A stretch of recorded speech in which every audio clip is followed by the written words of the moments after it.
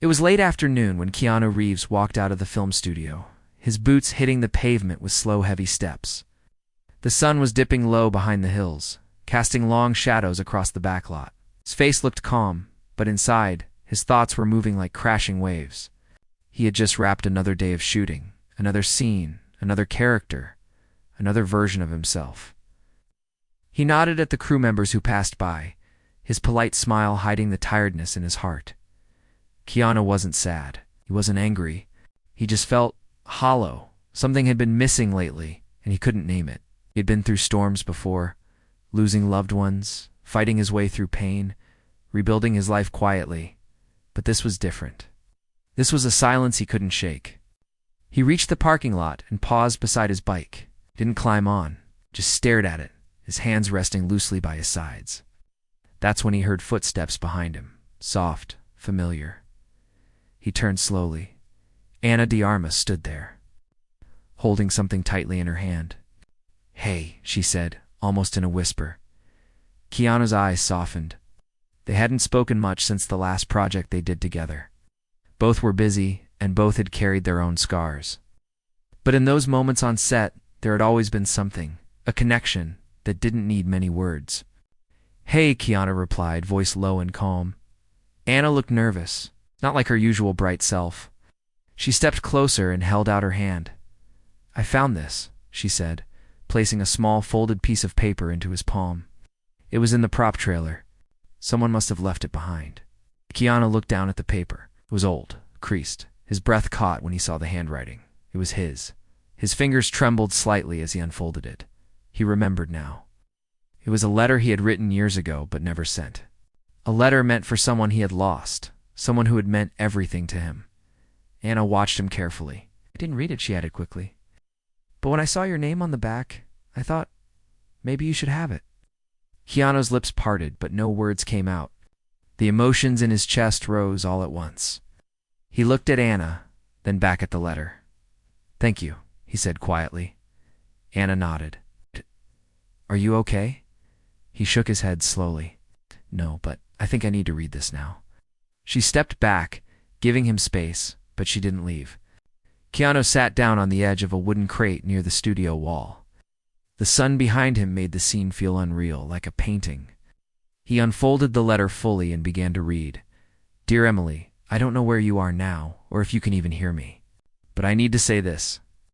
I never got to tell you how much you meant to me, how you saved me, how your smile brought me back from places I don't even want to remember. You always said kindness matters more than fame, more than money. You were right. I've spent so long being strong for everyone else. I forgot how to be vulnerable. I forgot how to cry. I miss you every day. I hope wherever you are, you're smiling, and I hope you knew, deep down, that I loved you more than words ever could say." Keanu stopped reading. His hands were shaking now. The quiet around him felt heavy. He wiped a tear from his cheek with the back of his hand. Ana didn't say anything. She didn't need to. After a long moment, Keanu folded the letter again, carefully this time. He stood up. "I thought I lost this forever," he said, looking at her with gratitude in his eyes. "You didn't just find a letter, Ana. You gave me a piece of my heart back." She looked down, her voice soft. "I just thought you might need it." Keanu nodded. "You were right." They stood there in silence, the moment stretching like the last light of day. Oh, something had shifted. Not just for Keanu, for both of them then. Ana smiled, but it was a quiet smile. "Maybe you should talk about her sometime." "About Emily?" Keanu looked toward the hills. "Maybe I will. Maybe it's time." Ana walked beside him, and for the first time in weeks, Keanu felt a little less alone. He didn't know what tomorrow would bring. But right now, in this fading light, he had something he thought was lost forever, and someone who reminded him that broken things can still be beautiful, and that sometimes the right person walks in with the right piece, just when you need it most. The next morning, Keanu sat in his small kitchen, staring at the letter on the table. The same letter Ana had returned to him, the one he had written to Emily all those years ago. The edges were curled, and the ink had faded a little, but every word still echoed with truth. His coffee had gone cold, untouched. Sunlight filtered in through the window, warm and quiet. The world outside was beginning to move, but inside, Keanu felt suspended between past and present. Last night had shaken something in him. He hadn't thought about Emily in a long time. Or maybe he had, just in silent moments he didn't talk. About memories had a strange way of hiding until someone or something pulled them back into focus. Anna had done that without even knowing. He picked up his phone, hesitated, then sent her a simple message. "Thank you for staying yesterday, really." A few seconds later, his phone buzzed. "You don't have to thank me. Sometimes the past finds us for."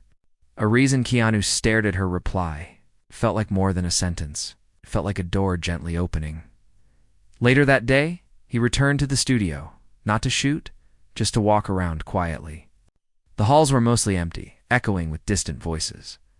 He found himself standing outside the same prop trailer where Anna had discovered the letter. He opened the door and stepped inside. Dust floated in the air, and the scent of old wood and paint filled the space. He moved slowly, eyes scanning shelves and boxes. It was like stepping into forgotten memories. Props from past movies were scattered everywhere. Broken swords, fake blood bags, torn costumes.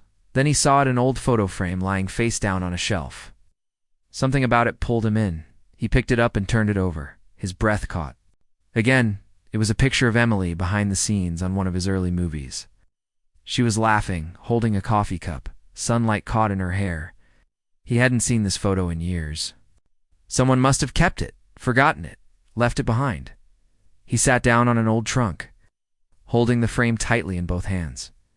This wasn't just a coincidence. This was something else. He thought back to the last days with Emily, how she had fought. Her illness with a smile, how she used to remind him to breathe when the world felt too loud. She was always the calm in the chaos. When she left, a part of him had quietly gone with her. But now, something was returning. He left the trailer with the picture in his bag outside. He saw Anna again. She was leaning against a railing, talking to a makeup artist, like wind through trees. Like wind through trees. When she noticed him, she waved and excused herself. "You came back," she said, walking toward him. "Yeah," he replied. "Found this." He pulled out the photo and handed it to her. Anna held it carefully, her fingers brushing the frame. "She's beautiful," she said. "She was everything," Keanu whispered. Anna looked up at him. "Want to talk about her?" He hesitated then. Nodded. Maybe we could go somewhere quieter." They walked to a small park behind the studio. It was empty except for a few birds hopping through the grass. They sat on a bench under a tree. Keanu held the photo in his lap. "We met before I became famous," he began. "She was working on a student film, makeup crew. I was just another." "Struggling actor?" Anna listened quietly. "I remember... She used to call me the calm storm," he continued with a small smile, "because I looked peaceful but carried so much inside. She was the first person who saw through the mask." Paused. "When she got sick, she never asked for pity. She told me, 'Don't stop living because I might be dying.' And even after she was gone, I tried to honor that. But somewhere along the way, I forgot." Anna reached over and touched his hand. "Maybe you didn't forget. Maybe you just needed a reminder." Keanu nodded slowly. "Maybe." A breeze passed through the leaves above them. Anna turned to him. "Do you still write letters? Even ones you don't send?" Keanu shook his head. "Not anymore. You should," she said. "Write one to her. Today." He looked at her, unsure. "Just try," she added softly. That night, Keanu sat in his living room, a blank page before him, pen in hand. It had been years since he wrote anything personal, let alone something this vulnerable.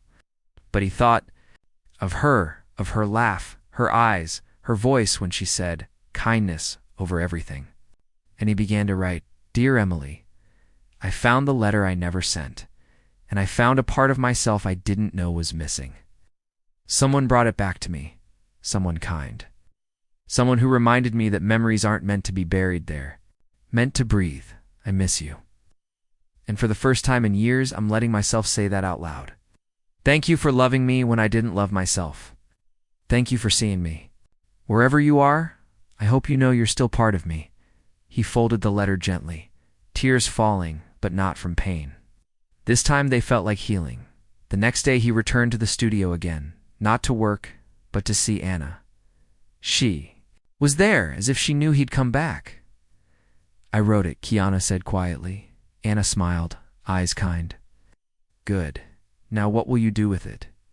Keanu looked at the letter in his hand, then at the sky. I think I'll let it go. They drove to a small beach nearby, quiet and open. The waves rolled in softly, the sky stretching wide in gold. Keanu stood near the water. Holding the letter, Anna stood a few steps behind. Watching silently, Keanu closed his eyes. He whispered something only the wind could hear, then let the letter go. The breeze caught it gently, carrying it out over the sea. He watched until it disappeared into the horizon. He turned around. Anna was smiling, not just with her lips, but with something deeper, something honest. Thank you, he said again. You don't owe me thanks, she said. Still he whispered, thank you. And in that quiet, with the ocean in front of them and the past slowly setting behind, something unspoken passed between them. Not love, not yet, but something just as powerful. Connection, hope, and the beginning of something new. Keanu didn't expect to feel so light. After letting go of the letter into the sea, something in him had shifted. Not dramatically, not like some miracle in a movie, but like the first breath after holding it in for too long. He had carried so much quietly for years, and now that weight had started to lift, just a little. He still had his silence, his solitude, his quiet habits. But now, there was also something else. Something warm, something alive again, and that something was Anna. The next few days at the studio felt different. Even though they weren't working on the same film, they saw each other often. Short conversations turned into longer ones. They started having coffee together between breaks, talking about small things, music, books, people who inspired them. But underneath those light conversations, something deeper was growing. One afternoon, they sat under a tree near the studio garden. Anna sipped from a cup and asked, "Did you always want to be an actor?" Keanu smiled thoughtfully. "No, I wanted to race motorcycles. Or maybe be a poet. Acting just ... happened. And now," he looked at the sky.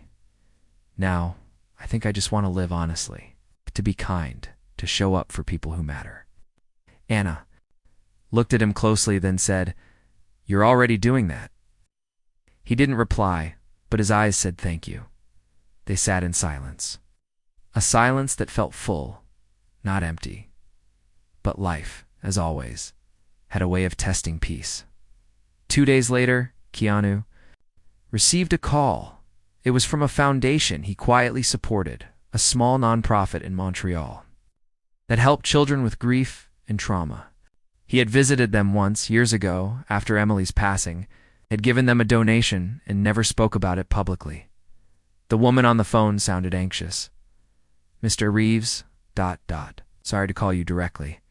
We're in trouble. The building lease was canceled suddenly. We have 30 days to move everything, or the center shuts down." Keanu's heart dropped. "How much do you need?" he asked simply. "We're not asking for money. We just hoped maybe you could help us bring attention to it. If we lose this place, a lot of kids won't have anywhere to go," Keanu promised. To visit in person the next day, he mentioned it to Anna over lunch. "You're going?" she asked. "I have to," he replied. "Aid matters." Anna looked thoughtful. Then she asked, "Do you want someone to come with you?" Keanu looked up, surprised. "You would—" "Yes," she said softly. "I don't know why, but I feel like I should be there." They flew to Montreal quietly. No cameras, no press, no noise. Just two people who cared about something beyond themselves. When they arrived, the center was small but warm drawings on the walls. Books stacked on low shelves, kids laughing even in chaos. A place where healing had found a home. Keanu met with the director, a kind woman named Claire. She hugged him like an old friend. "Thank you for coming," she said, eyes shining. Anna watched from the side, amazed at how gentle Keanu was with the children. He sat on the floor, read them stories, even let one little boy climb on his back and call him Mr. Cool Hair. Later that evening, Claire sat with Keanu and Anna in a small office. "We need help," she said honestly. "This place is more than a building. It's where kids learn to feel safe again. But we're running out of time." Keanu leaned forward. "Let's do something." He and Anna spent the next day recording a short message together. Not a promotional video, just a heartfelt conversation about grief, about healing, about kindness. They shared memories, even hard ones, and when they posted the video online, it spread like fire. Millions of views, hundreds of donations, messages poured in from all over the world. People saying, "Thank you for talking about grief. Thank you for showing up. You gave us hope." But it wasn't about fame. It was about truth, about giving back. The center's future was saved, and the community around it grew even stronger. On their last night in Montreal, Keanu and Anna walked along the quiet streets. Snow had started to fall, soft and slow. They stopped near a park bench and sat. Anna turned to him. "You're different." "Here, how?" he asked. "Softer, maybe more. Open." "Itch." Keanu smiled gently. "Maybe I just forgot who I was. Or maybe I'm starting to remember." She reached into her coat and pulled out something small. "I have something for you," she said. He opened the tiny envelope she handed him. Inside was a picture of him, reading to the kids, his eyes full of light. "I took this yesterday," Anna said. "You looked ... like yourself." Keanu stared at the photo, speechless. "You remind people how to heal," she whispered. He looked at her, and for the first time, he reached out and took her hand. No words, just truth, and in the silence of that snowy night, something unspoken between them began to grow into something undeniable. Not just friendship, not just comfort, but something deeper, maybe even love. Keanu and Anna returned to Los Angeles a few days later, their flight quiet but full of something new. The city looked the same, loud, fast, always moving, but something inside them had changed. The visit to Montreal had left a mark deeper than either expected. Back at the studio, the routine picked up again. Early mornings, late shoots, long meetings. But now there were small moments between it all, a look shared across the set. A quiet coffee in a trailer, a text message that simply said, "I hope you're okay." Keanu had never rushed feelings. He lived like water, slow, patient, always flowing. But with Anna, something inside him was beginning to wake. Not the excitement of a crush, not the nerves of attraction. This was different. This was real. But just when things seemed to settle, life decided to stir the stillness. It happened on a Thursday. Anna was called into a sudden meeting with her management. Keanu noticed something off in her eyes when she returned. "Everything okay?" he asked. Gently she nodded too quickly. "Yeah, just a lot on my plate." He didn't push, but she wasn't herself the rest of the day. Later that night, he got a message from her. "Can we talk?" They met at a quiet diner just outside the city. It was late. The place was almost empty. They sat at a corner booth, warm mugs of tea between them. Anna looked tired, not just physically, but emotionally. "They want me to take a new role," she said. "A huge production. Overseas, 6 months?" Keanu's stomach dropped slightly, but he kept his face calm. "That sounds ... big." As she nodded, "But the script feels wrong. It's loud, shallow. There's no heart in it. But they're pushing hard. They think it'll boost my career." Keanu listened closely, his fingers wrapping around the warm mug. "And what do you want?" he asked. Anna looked at him with eyes that felt like they were searching for something. "More than just advice. I want to tell real stories," she whispered. "I want to do work that means something, like what we did in Montreal." Keanu nodded slowly. "Then maybe you already know your answer." She looked down. "But if I say no, they'll call me difficult. Maybe even reckless." "Sometimes," Keanu said softly, "choosing peace looks reckless to the world. but it's the bravest thing you can do." They sat in silence for a while. Anna reached across the table and placed her hand on his. "You always know the right thing to say," she said. He shook his head gently. "No, I just say what I would tell myself if I were in your place." Her smile was small, but full of gratitude. "I think I'm going to turn it down," she said. "I'd rather do something real, even if it means waiting." "You won't have to wait alone," he said, without thinking. The word surprised even him. Anna blinked, then smiled. And in that quiet booth, surrounded by chipped plates and the hum of an old jukebox, something true was spoken between them two. Promise over the next week, Anna did something bold. She turned down the role. As expected, her agency didn't take it well.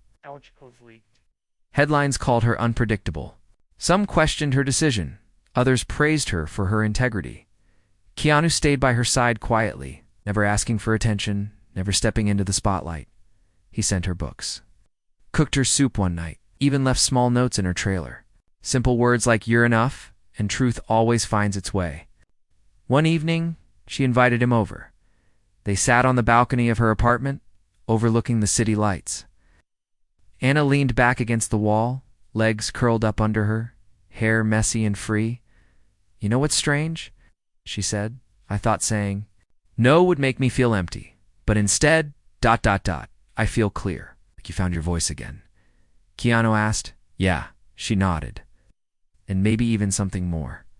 He looked at her carefully. "What's that?" were heard to him. Voice soft.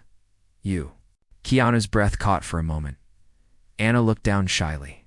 "I didn't mean to say it like that. I feel like everything started shifting the day you found that letter."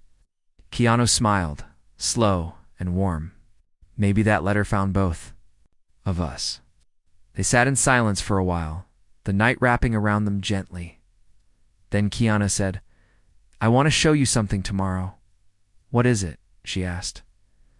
Double quotes, just something from before all of this, something I haven't shared with anyone in a long time. Anna nodded. "Okay." The next morning, they drove together to a quiet part of town, far from the city noise. Keanu led her down a path lined with trees. They stopped outside an old garage. "I used to come here when I needed to think," he said, "before the movies. Before the fame, it was just me, tools, and a few broken motorcycles." He opened the door. Inside was a small workshop, dusty but full of life. Hand-built bikes, old helmets, framed photos of young Keanu smiling in grease-stained shirts. Anna looked around, amazed. "This is beautiful," she said. "This was me." He replied, "Before the world told me who to be." She walked slowly, touching the worn wooden table, the cracked leather seat of a bike. "You should restore one of these," she said. Keanu smiled. "Maybe with some help." Anna looked at him, and something in her eyes said yes. They spent the whole day there, laughing, talking, cleaning old parts. At one point, Anna found an old tape player and played a song Keanu hadn't heard in years. They danced in the small space, turning slowly in the dust-filled light to people with scars, finding peace as the sun set. Anna leaned against his shoulder. "You're the first person who made me feel like slowing down is okay," she said. Keanu placed his hand over hers. "And you reminded me that healing doesn't mean forgetting, just means opening the door again." The weeks that followed were quiet, but in the best way. Not empty, peaceful. Keanu and Anna found themselves slowly weaving their lives together without forcing it. Wasn't a grand love story written in headlines, with soft glances over. Morning tea, shared silences during long walks, the sound of laughter echoing from simple moments. Anna no longer felt pressure to say yes to every project. She had started writing small stories, short scripts, scenes inspired by people she met. And Keanu read each one, always with full attention, like every word mattered, because to him it did. One evening, while sitting under the trees outside Keanu's home, Anna said something that made him pause. "Do you ever feel like everything before now was leading here?" He looked at her, the soft light from the porch casting a gentle glow on her face. "All the time," he said. "All the pain shaped the space where this piece could finally fit." Anna smiled. Me too. But peace, like all beautiful things, doesn't go untested. A week later, Keanu received a call that stopped everything. It was Claire, the director of the Montreal Foundation. Her voice was shaking. Keanu, I didn't know who else to call. Liam, one of the boys from the center, he ran away. His foster placement fell through. He's been missing since last night. Keanu stood up immediately, heart pounding. I'm coming, he said. Anna walked into the room just as he hung up. What happened? She asked. Keanu explained quickly. Without hesitation, she grabbed her coat. I'm going with you. Day. Arrived in Montreal the next morning. Cold air hit their faces the moment they stepped off the plane. Claire met them outside the center, eyes red from lack of sleep. Liam's only 12, she said. He's been through more than most adults. This center is the only place that ever made him feel safe. When he heard it might close, he panicked. Keanu felt a deep ache in his chest. He remembered Liam, quiet, thoughtful, always drawing in the corner of the room. They had shared a moment once, talking about loss. The boy had looked up at Keanu and said, I don't cry much, but sometimes I wish I could. They started searching immediately. Parks, libraries, the streets near the foster homes. Anna. Posted online, reaching out to local groups. Keanu moved through the city with purpose, asking questions, showing Liam's photo. But by nightfall, there was still no sign. Exhausted, they returned to the center. As they walked inside, Anna noticed something, a drawing on the wall. It was recent, different from the others. It showed a small figure standing under a bridge, holding a stuffed animal with the words "Safe Place" written above it. Anna pointed. At it, this might be a clue. Keanu looked closer. I know that spot. Without wasting a second, they drove to the edge of town, near the old train tracks. It was dark and quiet, the kind of place most people wouldn't go at night. Keanu walked under the bridge slowly, calling out softly, Liam. It's me, Keanu. I'm not here to take you anywhere you don't want to go. I just want to sit with you, a faint voice replied. You came back? Keanu stepped forward and saw him curled up in an old blanket, shivering but alert. Anna stayed back, letting Keanu take the lead. Of course I came back, Keanu said, kneeling down. You matter, and I don't break promises. Liam's eyes welled up. I thought you'd forget, like the others. Keanu shook his head. Never. He held out his hand. After a long pause, Liam reached out and took it. They brought him back, to the center, where Claire wrapped him in a blanket and didn't let go for a long time. Anna watched the entire scene unfold. Her eyes filled with quiet tears. Later, as they sat in the center's common room, Liam asleep in the next room, Anna turned to Keanu. I've seen you in 100 ways, she said, but this is the one I'll never forget. Keanu looked at her, unsure of what to say, so she continued, You don't just show up, you stay. And that's the rarest kind of love.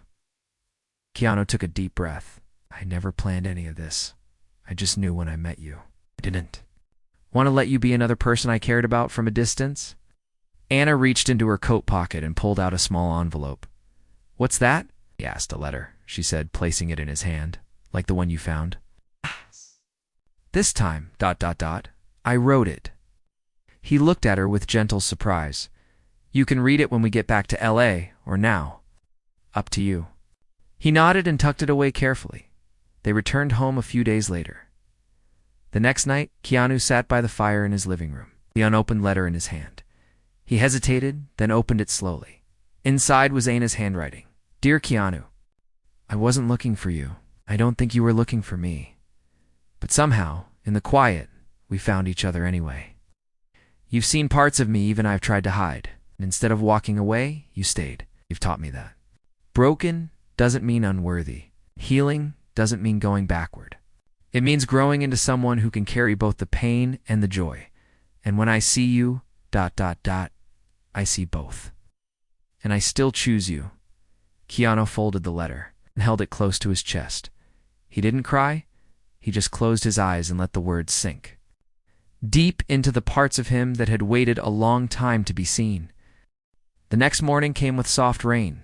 Not heavy, just enough to paint the streets with silver and make the leaves outside Keanu's window shine. He sat at the kitchen table, the letter from Anna resting beside his tea.